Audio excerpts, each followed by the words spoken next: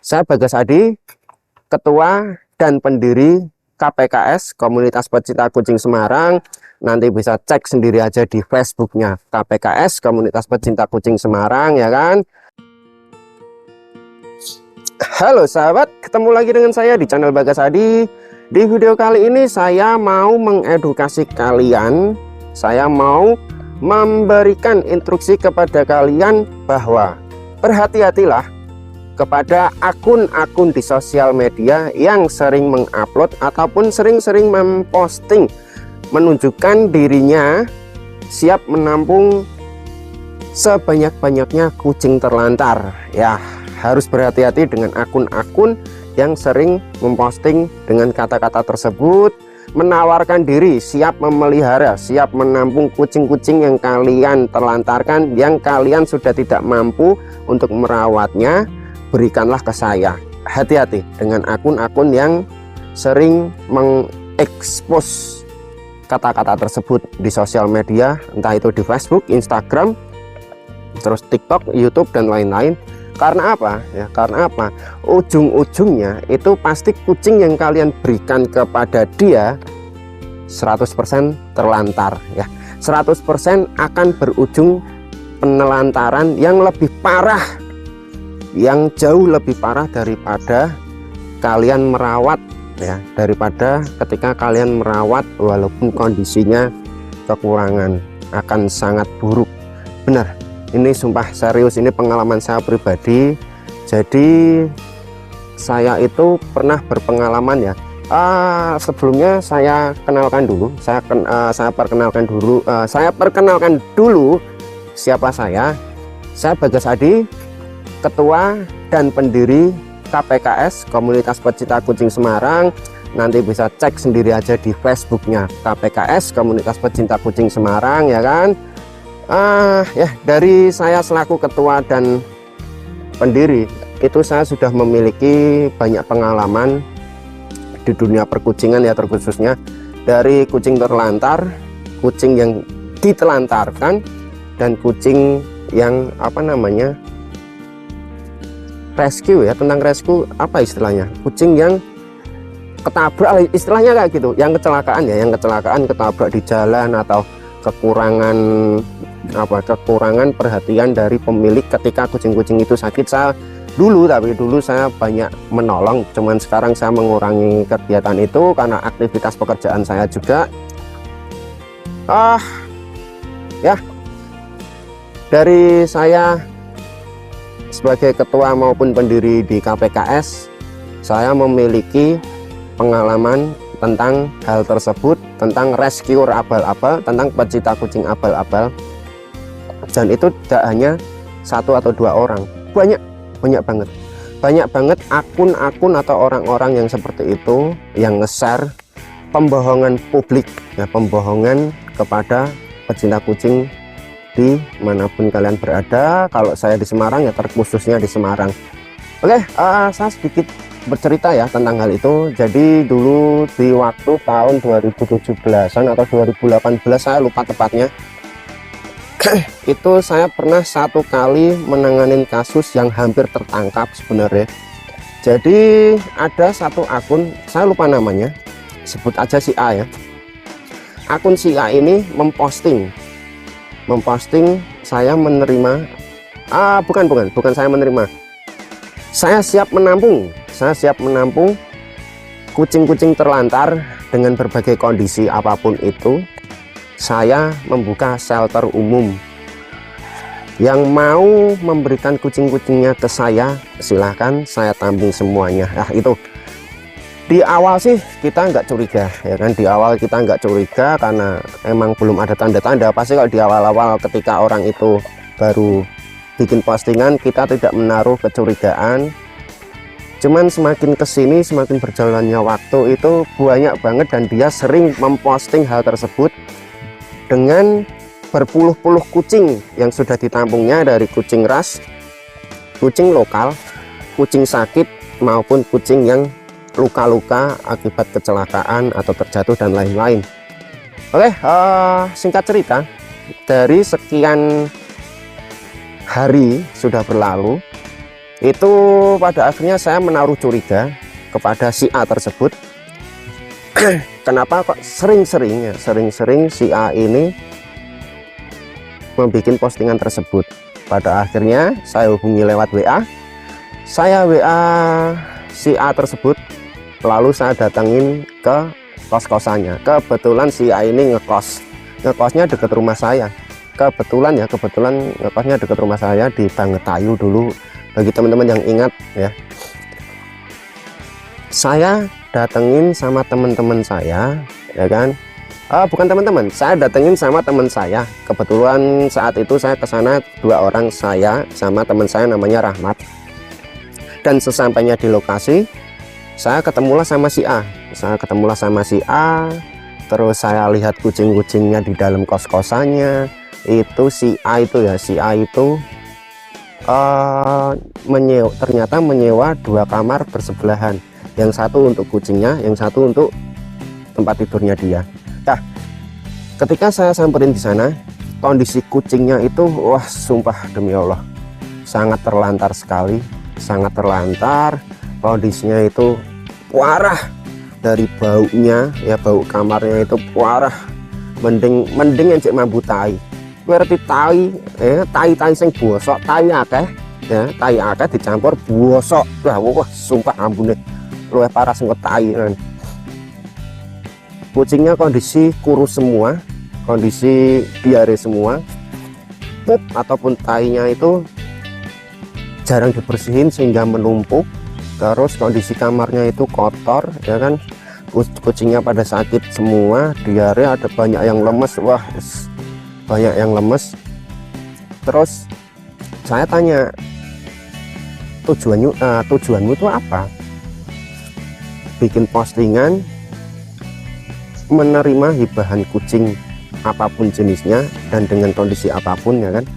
Tapi kenapa kok ujung-ujungnya kucing-kucing yang kamu ambil, ya kan, kucing-kucing yang kamu ambil, yang kamu rawat malah jadinya tidak terawat gitu. Semua loh, jadi tidak terawat semua.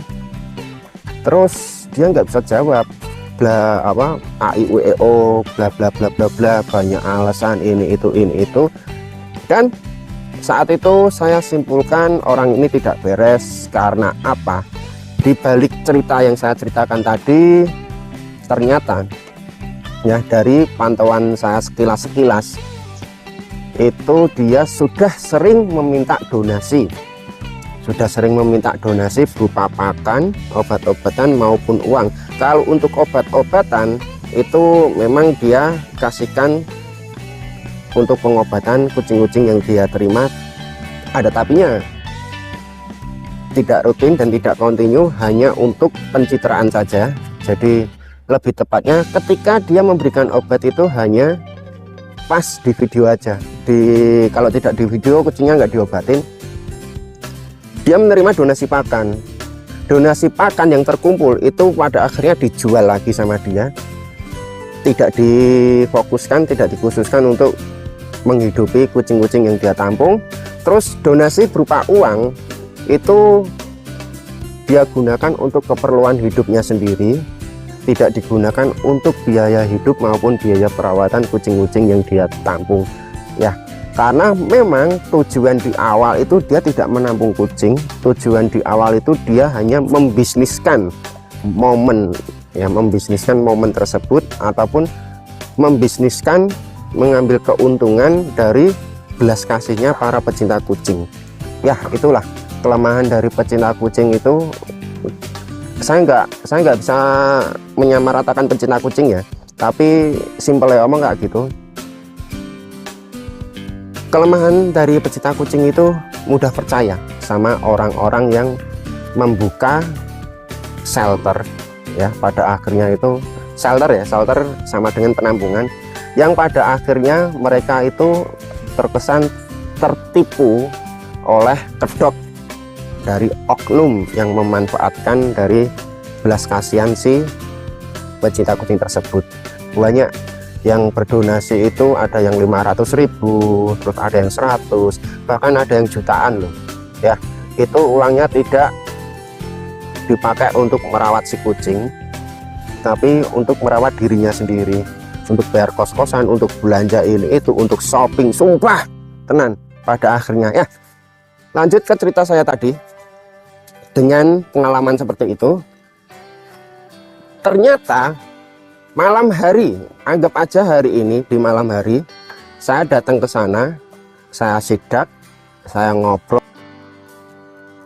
dan di saat itu juga dia itu menaruh rasa curiga, was-was terhadap saya. Karena apa? Yang datang langsung ke lokasi itu bukanlah sebatas anggota ataupun pecinta kucing, tapi ketua komunitas yang sangat kritis dalam menilai orang, ya kan, dalam menyikapi orang. Besoknya dia langsung menghilang, dia langsung langsung kabur dengan meninggalkan kucing-kucing yang terlantar tersebut. Dihubungi banyak orang sudah tidak bisa, WA sudah tidak aktif juga, langsung ya dari pagi sampai ke malam itu nggak ada kabar. Malamnya ternyata dari teman-teman banyak yang ke sana, ke lokasinya, ke lokasi kos-kosan dia, orangnya sudah nggak ada. Pintu kalau nggak salah itu kekancing ya, oh kekancing bener, pintu kos-kosannya itu dikancing, dengan di dalam kamarnya itu ada kucing banyak ya, bukan ada, banyak kucing yang ngeong-ngeong, kelaparan, terlantar. Pada akhirnya kucing-kucing yang di sana direscue sama teman-teman para pecinta kucing yang real, pecinta kucing yang real, rescuer yang real juga membuka penampungan kucing ya. Dari cerita tersebut ya, cerita tersebut yang saya ceritakan barusan itu, saya menyampaikan kepada kalian semua, jangan mudah percaya, jangan mudah tertipu sama orang yang berkedok seperti itu tadi. Kalau mau memberi kalau mau mengadopsikan kucingmu ya, jika semisal kamu sudah tidak mampu dalam memelihara kucing peliharaan, kamu mau mengadopsikan kucingmu itu ke orang lain, harus pandai-pandai memilih ya, harus pandai-pandai memilih akun-akun yang real. Itu akun, jangan akun palsu, karena banyak banget akun palsu yang meminta bahan kucing pada akhirnya dijual kembali. Oh ya, ada satu cerita yang ketinggalan. Selain menerima open donasi, kucing-kucing yang bagus itu pada akhirnya dijual, hasil penjualan dipakai sendiri itu ya. Jadi untuk kalian para pecinta kucing harus berhati-hati, harus berseleksi, harus teliti, harus detail dalam memilih calon adopter ya. Jangan sampai terjadi seperti kejadian yang saya ceritakan barusan, nyesek sumpah. Terus apa? Oh ya, ini satu pesan kepada kalian semua. Rescuer ataupun penampungan kucing yang murni, yang real, yang asli penampungan itu, mereka tidak akan menginfokan kepada semua orang bahwa mereka itu membuka penampungan kucing. Karena apa? Kalau emang dia real ya, kalau emang dia bener-bener real, aku lali ngecek iki ya, wes bener. Kalau dia bener-bener real penampungan itu, dia tidak kowar-kowar di sosial media, tapi dia lebih ke, biasanya ya, itu sebagian besar dia telusuri sendiri pasar-pasar di sekitar ataupun semua pasar di Kota Semarang. Dia jalan-jalan ke sana ke sini, belusukan ke pasar, terus pas dia jalan atau pergi kemanapun ada kucing terlantar dia ambil, biasanya seperti itu. Lebih tepatnya ke silent tindakan diam-diam untuk merescue kucing-kucing terlantar itu, biasanya seperti itu. Karena apa? Logika kita bermain logika bahwa ketika kita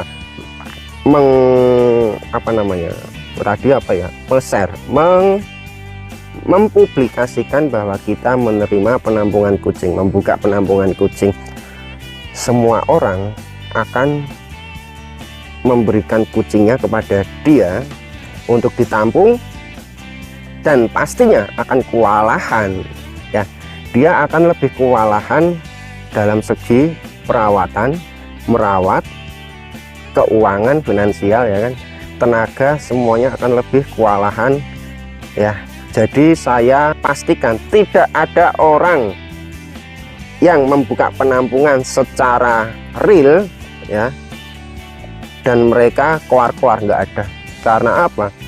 Ketika dia mencari jalan di pasar aja dia udah kewalahan kok. Dari segi finansial pun juga udah kedodoran pasti ya, pasti. Dari segi pakan kan juga nggak murah, terus segi biaya perawatan kesehatan kan juga nggak murah. Tahu sendiri dokter mahal, dokter hewan itu kan mahal ya kan, kecuali kalau kita kenal sama oknum dokter. Alah ya ikut ibu.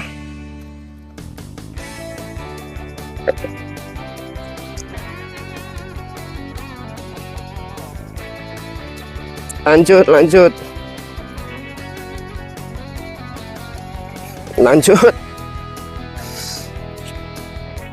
aduh, sampai mana tadi ya, pokoknya itu kecuali seseorang tersebut kenal sama oknum dokter. Jika kita jujur di semua tempat, dok ini saya bawa kucing terlantar dengan kondisi seperti ini, saya minta keringanan dong, itu saya rasa 100% semua dokter hewan pasti akan memberikan keringanan dalam pembayaran yang beraneka ragam. Apa itu? Beraneka ragam potongan harganya ya, simpel ngomong kayak gitu.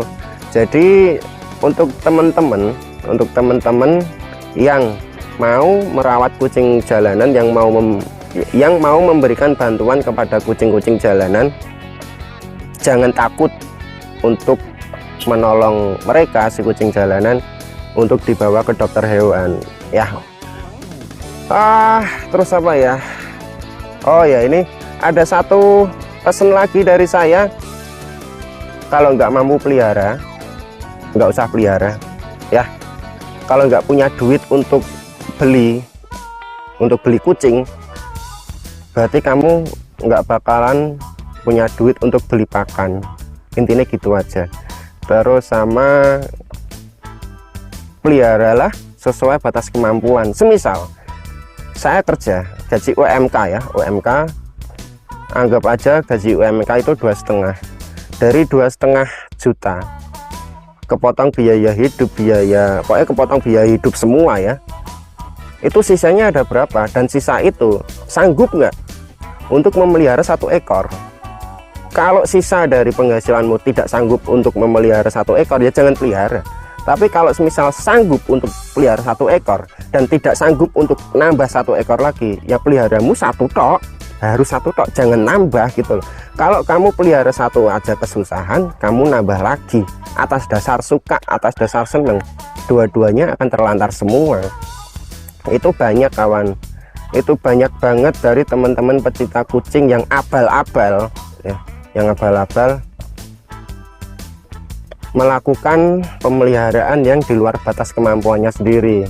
Itu kawan ya, dari pengalaman saya pribadi, saya banyak banget pengalaman yang dulu ya, pengalaman dulu itu hampir setiap hari ada soalnya. Itu terakhir semalam itu saya barusan memposting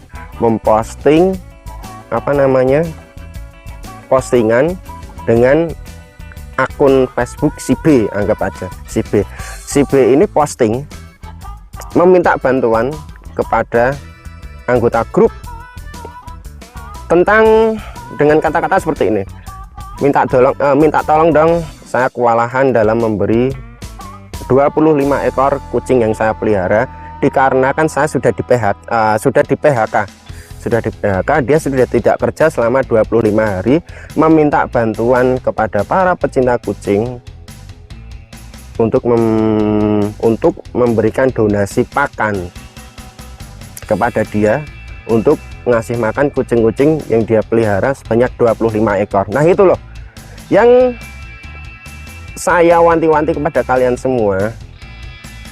Ketika kita memelihara hewan peliharaan, apapun itu hewannya, harus sadar diri, harus menghitung dulu ya, harus pandai menghitung matematikanya itu seperti apa. pemasukanmu itu cukup nggak untuk merawat kucing yang kamu pelihara? Ya kalau semisal kamu bisanya satu, ya pelihara satu aja. Kalau kamu bisanya pelihara dua, ya pelihara dua aja. Tapi kalau semisal kamu keuangannya mencukupi, bisa pelihara 100 ekor, monggo, ya kan. Cuman ketika kamu berkecukupan dalam finansial dan bisa memelihara 100 ekor kucing, kamu jangan menyalahkan orang yang hanya bisa merawat 1 ekor. Ngopeni kok cuma siji, kayak aku toh bisa ngopeni 100, ya. Bro, beda orang itu beda kemampuan, bro. Beda uang itu beda kemampuan finansial juga, ya kan. Jangan kamu sama ratain dengan kemampuanmu yang lebih. Itu seharusnya kita yang memiliki kemampuan lebih itu harus mendukung orang-orang yang mau memelihara kucing jalanan walaupun hanya 1 ekor. Kita harus bisa saling mendukung, bro. Jangan malah menghujat, sombong loh itu namanya. Kalau wah aku so 100 kok aku iso, nah itu namanya sombong. Itu namanya sombong. Hati-hati, bro. Itu saya sering loh digituin loh. Saya pencinta kucing, saya ketua komunitas, saya pendiri komunitas KPKS, komunitas pencinta kucing Semarang, tapi saya tidak merescue. Jujur saya memang tidak merescue. Tanggungannya besar. Selain itu ya, saya kenapa tidak merescue? Emang yang pertama, saya sibuk dalam pekerjaan saya sibuk. Saya merasa tidak ada waktu untuk melakukan rescue tersebut. Jadi saya hanya bisa memberikan bantuan kepada mereka-mereka yang merescue berupa suntik skabies gratis, pengobatan gratis, ya kan, terus memberikan dukungan, memberikan bantuan apapun itu yang berupa tenaga, donasi dan lain-lain. Ketika mereka butuh donasi, saya adakan open donasi, ya kan. Itu banyak banget yang seperti itu, ya. Walaupun saya tidak merescue, itu banyak yang menghina saya.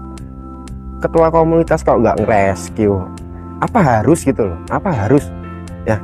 Terus simpelnya omong itu yang level lebih rendah, pecinta kucing itu apa harus merescue?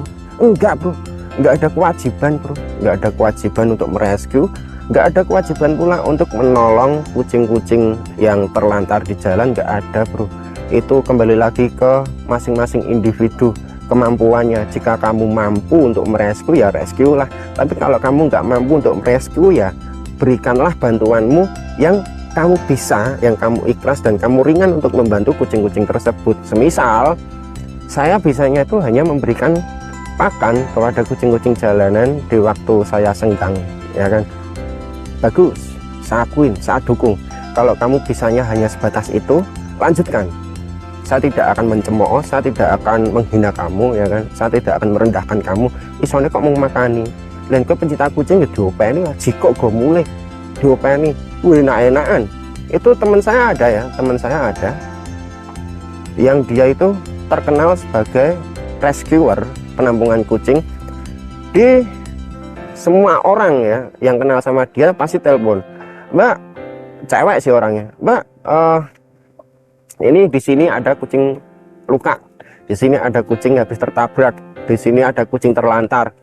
Dia, para pelapor itu hanya melaporkan, tapi tidak memberikan bantuan berupa tenaga, tidak memberikan bantuan berupa uang, tidak memberikan bantuan berupa donasi pakan. Hanya lapor-lapor tok, tapi orang ngiwangi opo-opo. Wah, ketunggale. Pada akhirnya temanku yang menerima laporan tersebut dan mengambil kucing tersebut kewalahan. Ketika sakit dibawa ke dokter, ambil kucing sakit dibawa ke dokter, hutang di klinik ya itu sampai ratusan juta, sumpah itu sampai ratusan juta, sampai puluhan juta. Nggak tahu sama orang-orang yang biasanya lapor tok itu tanpa memberikan bantuan. Kalau dia lapor apa orang mikir sing mbok lapor iki butuh mangan, butuh urip, ya kan. Pecinta kucing, terlebih lagi rescuer yang suka menolong kucing, itu dia juga harus menolong dirinya sendiri, ya. Maka dari itu jangan berlebihan dalam memberikan pertolongan kepada hewan-hewan, terkhususnya kucing ya, karena itu pembahasannya kucing yang terlantar di jalan maupun yang terlantar sama pemeliharaan orang. Kita harus menilai diri kita sendiri mampunya berapa ekor. Semisal kita mampunya 10 ekor ya wes mentok 10 ekor. Jangan dilebihkan, pada akhirnya kalau dilebih-lebihin itu pada akhirnya yang repot diri kita sendiri, banyak hutang, kesusahan cari uang sana sini. Kitanya sendiri malah terlantar gitu loh. Ya, itu baru seimbang. Jangan berat sebelah, ya kan? Itu baru seimbang. Beda orang juga beda pemikiran, beda orang beda karakter, jangan disamaratakan. Kita sama-sama pecinta kucing, harus saling support, harus saling dukung. Yang berawal dari rescue 1 ekor, ketika kita dukung, kita support, insya Allah akan jadi 10 ekor. Dari yang 10 ekor akan berkembang menjadi 100 ekor, ya kan? Ketika kita disupport kan kita suka, kita kan senang, rezeki kita lancar, alhamdulillah. Oke, saya rasa sekian dulu video dari saya. Tetap berhati-hati dalam mencari adopter, tetap berhati-hati dalam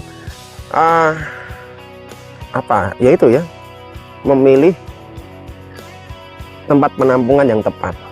Ya, jangan sampai kejadian di hidup kalian seperti kejadian yang saya ceritakan barusan. Oke, terima kasih sudah menonton. Maaf jika ada salah kata. Kita ketemu lagi di video selanjutnya. Bye bye.